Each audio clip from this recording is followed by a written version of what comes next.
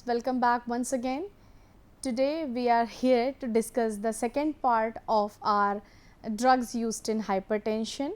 So, we are here to discuss about the rest of the part of hypertensive drugs which are used in the treatment of hypertension. Let us dig into the topic. Again, I am briefing about hypertension a little bit. So, hypertension is a physiological condition when there is an increased in the arterial blood pressure than normal. The normal blood pressure range is 120 by 80, 120 is the systolic blood pressure and 80 is the diastolic blood pressure. If there is an increase in the range in these systolic and diastolic blood pressure, that is more than 140 by 90 mmHg, then the patient will be considered as hypertensive. If there is a low blood pressure than the normal range, that is lower than 120 by 80, that is lower than 90 by 60. If the patient is having blood pressure lower than 90 by 60, then the patient will be called as hypotensive patient. That means there is a decrease in arterial blood pressure. So, arterial blood pressure is very important for the overall development, overall growth, overall wellness of any individual. So, the next class which we are going to discuss about the alpha adrenergic agonist.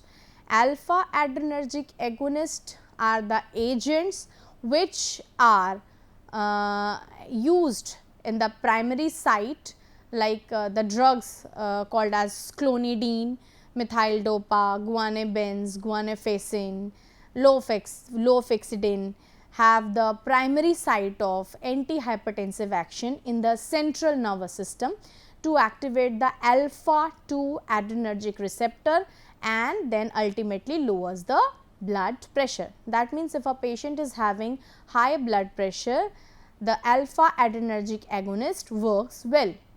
The drugs that are clonidine, methyl dopa, guanabenzine, guanafacin, lofexidine have the primary site and they works well in the central nervous system by activating the alpha 2 adrenergic receptor. What happens here is the guanabenzine, guanafacin, clonidine, tizamide, methetomidine and dexmedetomidine are all alpha 2 agonists that vary in their potency and affinities for the various alpha 2 receptor subtypes. And clonidine, tizanidine and dexmedetomidine have received the greatest clinical use. That means, nowadays and earlier also these drugs are used in a vast demand. What is the mechanism of action of alpha adrenergic agonist? Adrenergic alpha agonists are a class of sympathomimetic agents that selectively stimulates the alpha adrenergic receptors. The alpha adrenergic receptors has two subclasses, alpha 1 and alpha 2. The alpha 2 receptors are associated with the sympatholytic properties. Alpha adrenergic agonists have the opposite function of alpha blockers. The selective agonists which are used here, alpha 1 adrenergic receptor agonist, that is phenylephrine, methoxamine, midodrine, metaraminol, and alpha 2 adrenergic receptor agonists are clonidine, xylazine, guanafacin, guanabenzine, apraclonidine and lofexidine. So, these are the agents which are used at adrenergic alpha receptor. So, adrenergic alpha receptor, we know there are two subclasses, alpha 1 and alpha 2. So, these are the agents, these are divided into such type that these are the agent. What are the agents? Phenylephrine, methoxamine, midodrine and metaraminol works as alpha 1 adrenergic receptor agonist, whereas the other agents, that is clonidine, xylazine, guanafacin, guanabenzine apraclonidine and lofexidine are used as alpha 2 adrenergic receptor agonist. Then the SAR of alpha adrenergic agonist, that means all the alpha adrenergic agonist either alpha 1 or alpha 2 will be worked. The SAR for those are same. So, you can see the structure here. This is the structure. You can see this is the alpha carbon and this is the beta carbon.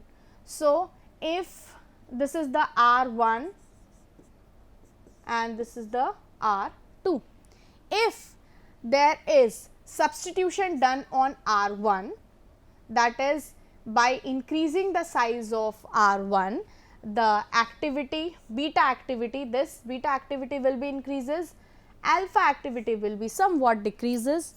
Then tertiary butyl, if we add tertiary butyl agent here, then the beta activity, beta 2 activity increases and the degeneration by MAO is decreases. That means for making a potent agent, we can add several things at the R1 position. That means the R1 position should be very effectively substituted, so to maintain the antihypertensive activity. Then comes the second part. Let us see what we can do at the R2 substitution on carbon 2. That is, if we add small alkali groups like methyl or ethyl, then what happens? Then the degeneration by MAO is decreased. Again, R2 position is also very important for the antihypertensive activity. So, if we substituted with methyl or ethyl group, then the degeneration by MAO is decreased, there will be no degeneration. Then still substrates for COMT, little effect on DOA. Ethyl group, if we add ethyl group here, then there is decrease in alpha activity, then beta selective activity, more beta selectivity activity, alpha activity will be less, whereas beta activity will be more. Like example is also given here, that is ethyl norepinephrine. Then CNS activity will be increased, oral activity will be increased if we add ethyl group to the R2 position, and ultimately alpha 2 activity will be increased. So, we have seen till if we made the changes in R1 and R2. Let us see what other changes we can do to this ring. If we do aromatic substitution at this ring, then both alpha and beta agonistic activity will be increased. Okay. If we remove hydroxyl group from the third and fourth position, if we remove the hydroxyl group, then there will be the poor oral activity. If we add the hydroxyl group at the third and fourth position, obviously the activity will be increased. Then by adding 3-5 dihydroxyl group, the example is metaprotenol, and 3-CH2OH and 4OH group is added albuterol, then beta 2 activity will be increased and degeneration by COMT will be decreased. Absorption will be increased, oral activity will be increased, everything will be on its the potency. Then if we add only OH group at the fourth position, which is very good for beta activity, whereas if we add OH at 3 position, then it is good for the alpha activity. Then the examples are phenylephrine and alpha agonist. Then no phenolic substitution happens, then both alpha and beta activity will be decreased. That means I told you already, if we remove the OH groups from here, then the activity will sufficiently decreases, that means it will not affect hypertensive patients. And if we add on hydroxyl group here, we have taken some example. If we add 3 4 both hydroxyl group, what happens if we add at 3 and 5 hydroxyl group, what happens if we add only at 4th position hydroxyl group, only at 3rd position at hydroxyl group, what will happen? If we do such type of changes, in the activity, then the activity will increases. So, we have seen till now is if we do the changes at R1, if we do changes at R2 and if we do changes at the ring, then the 3rd and 4th position, what happens? The hydroxyl group, if we remove, the activity will sufficiently decrease, and if we add on the hydroxyl group, the activity will sufficiently increase. Next, what happens if we do the substitution on either carbon 1 and carbon 2, that yields the optical isomers? Then the isomers, that correct configuration for direct activity, the more potent enantiomer, that is 1R configuration, this enantiomer is typically severe 100 folds more potent than the enantiomer with JS configuration. And if we do the substitution at R2, that is carbon 2nd, the examples are given, methyl or ethyl substitution if we do, then what will happen? The alpha carbon of the ethylamine side chain reduces directly, agonist activity at both alpha and beta receptors. And if we do the alpha substitution, that also significantly affects the receptor selectivity, and if we do alpha methyl more epinephrine, it is the erythro, that is 1R 2S isomer, that possesses significant activity at alpha 2 receptors. So, we can see that there are several changes we can make which ultimately affects the alpha and beta receptors both, either it is alpha 1, alpha 2, beta 1, beta 2, it affects very much possibility.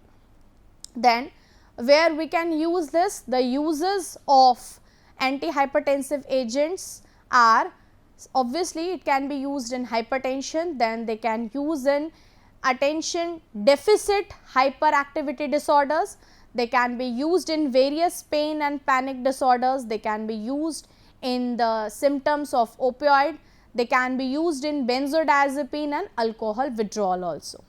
So, these are the general uses for antihypertensive agents. Then comes the vasodilators, again a class where they are very useful in decreasing the blood pressure. In this class, we study about the hydralazine, dihydrolazine and minoxidil. They are not used as primary drugs. Vasodilators are always given with the combination with other antihypertensive agents to treat hypertension. These vasodilators acts by producing relaxation of vascular smooth muscles primarily in the arteries and arterioles. This results in decreased peripheral resistance. So, by using vasodilators along with other medicinal agents useful for hypertension condition, the condition can be controlled very easily. Both the agents, they produces reflex stimulation to the heart, resulting in the competing reflexes of increased myocardial contractility, heart rate and finally oxygen consumption. Hydralazine is an accepted medication for controlling blood pressure in pregnancy also. That means the hypertension, pregnancy induced hypertension we can say. So, this drug is also used topically to treat male pattern baldness. Then comes the mechanism of action of vasodilators, how vasodilators are used, why they are used. Minoxidil is not active in vitro. So, it is metabolized by hepatic sulfotransferase to the active molecule minoxidil NO sulfate. Then minoxidil sulfate activates the ATP modulated potassium channel in smooth muscles, and by opening these potential channels, thereby permitting the potential efflux, it causes hyperpolarization and relaxation to the smooth muscles. So, minoxidil helps the patients of hypertension by opening the potassium channels and permitting the potential efflux, causes the hyperpolarization and relaxation of the smooth muscles. Then hydralazine, how it works? Hydralazine directly relaxes the arteriolar smooth muscles. Molecular targets, mechanisms that explains its capacity to dilate arterial, that remains uncertain. So, something that helps directly, that is hydralazine. It relaxes the arteriolar smooth muscles. Then sodium nitroprusside. Sodium nitroprusside works, it is a nitro vasodilator that acts by releasing nitrous oxide. Then nitrous oxide activates the guanyl cyclase, cyclic GMP, PKG pathway, which leading to vasodilation, and it mimics the production of NO by vascular endothelial cells, which is impaired in many hypertensive patients. So, sodium nitroprusside also plays a very important role as vasodilators. Then comes dioxazide. This is also called as long acting and arteriolar vasodilator. How it works? It prevents the vascular smooth muscle contraction by opening ATPase sensitive K channel, stabilizes of membrane potential at RMP, no contraction and relaxation. Ultimately, it decreases the PR and decreases the blood pressure. Then pharmacological effects of it, it dilates only the arteries, it decreases the PR and rapid decrease in BP with increase in heart rate and increase in compensatory mechanism. Then the centrally acting sympatholytics. How the sympatholytics works? Sympatholytic drugs that can block this sympathetic adrenergic system are three different levels. First, peripheral sympatholytic drugs such as alpha adrenoceptor and beta adrenoceptor antagonists blocks the influence of norepinephrine at the effector organ, heart or blood vessels, you can say. Secondly, there are ganglionic blockers that blocks impulse transmission at the sympathetic ganglia, and third, these are drugs that block sympathetic activity within the brain. These are called as centrally acting sympatholytic drugs. So, these sympatholytic drugs can work differently by three ways. First, by peripheral sympatholytic drugs like alpha adrenoceptor and beta adrenoceptor antagonist that blocks the influence of norepinephrine at the effector organ. Secondly, they are ganglionic blockers that blocks impulse transmission at the sympathetic ganglia, and third, there are drugs that block sympathetic activity within the brain. So, by acting through these three ways, they can act successfully. Then centrally acting sympatholytic blocks sympathetic activity by binding and to activating alpha 2 adrenoreceptor. This reduces sympathetic outflow of the heart, thereby decreasing cardiac output by decreasing heart rate and contractility. By reducing the heart rate and contractility, the blood pressure can be controlled by increasing the blood, by increasing the dilation, by doing the dilation of the blood vessels, the contractility of the heart, the workload on the heart can be decreased. So, reduced sympathetic output of the vasculature decreases sympathetic vascular tone, which causes vasodilation, and reduced systemic vascular resistance, which decreases arterial pressures. Now, how these work, how this centrally acting sympatholytic works. The agent which is here we are going to discuss is methyl dopa. Methyl dopa is an alpha 2 adrenergic receptor agonist, acts centrally by decreasing the sympathetic outflow, which in turn lowers the blood pressure. This is the structure of methyl dopa.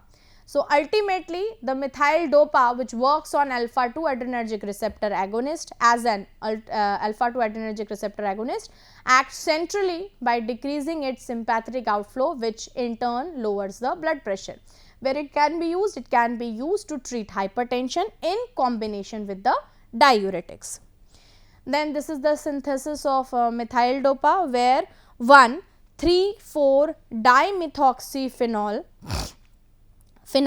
propane 2-one is reacted with KCN and NH4Cl, and there is a formation of first intermediate, which is then converted into the second intermediate by the action of concentrated H2SO4, and ultimately the second intermediate converted into methyl dopa by the action of HCl in presence of ethanol. So, this is the synthesis of methyl dopa. Again I am repeating, when 1,3,4-dimethoxyphenyl propane 2-one reacts with KCN and NH4Cl and formation of first intermediate happens.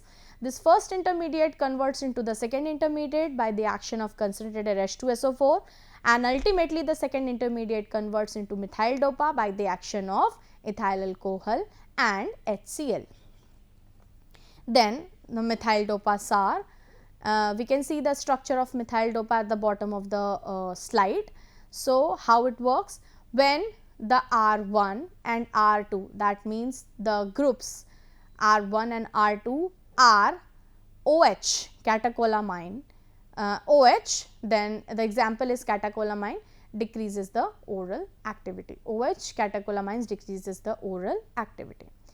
Then the substitution on amine group, that is R3, if we add on R3 the amine group, beta selectivity increases, and if we do the substitution on alpha carbon, it blocks the metabolism by MAO, and OH at beta carbon enhances the adrenoreceptor activating property. So, by changing the groups, by addition the groups on R1, R2 and R3, we can see the potency of methyl dopa.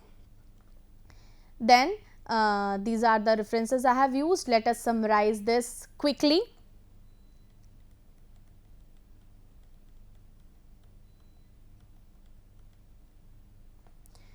Yes, this is the hypertension. We have discussed about the hypertension.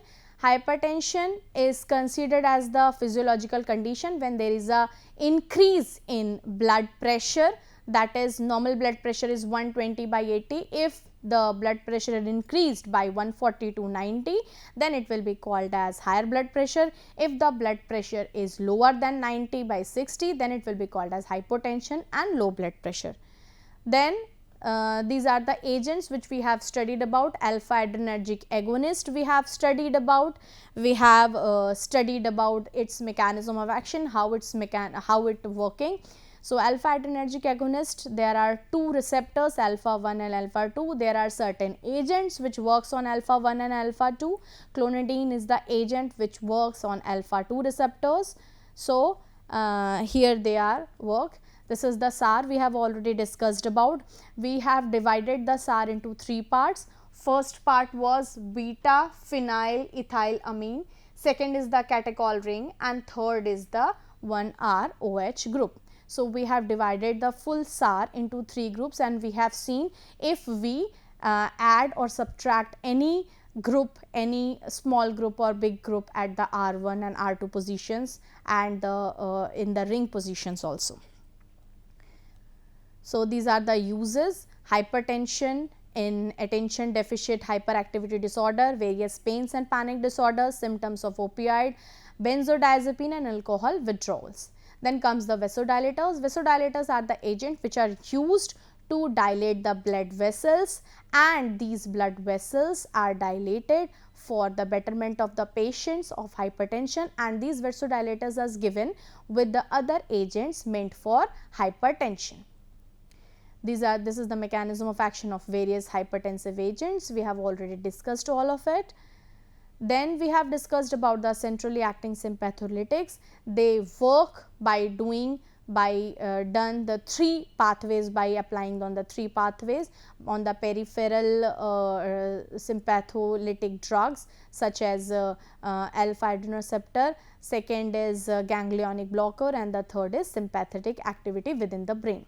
So, like this they work. This is the mechanism of action of sympatholytics. This is the synthesis of methyl dopa we have discussed. This is the SAR we have discussed about what happens if we substitute the R1, R2 and R3 with various groups. These are the references I have used. There are certain books for chemistry, and for ecology I have used Essential of Medical Chemistry. Hope the session was helpful to you. Thank you so much.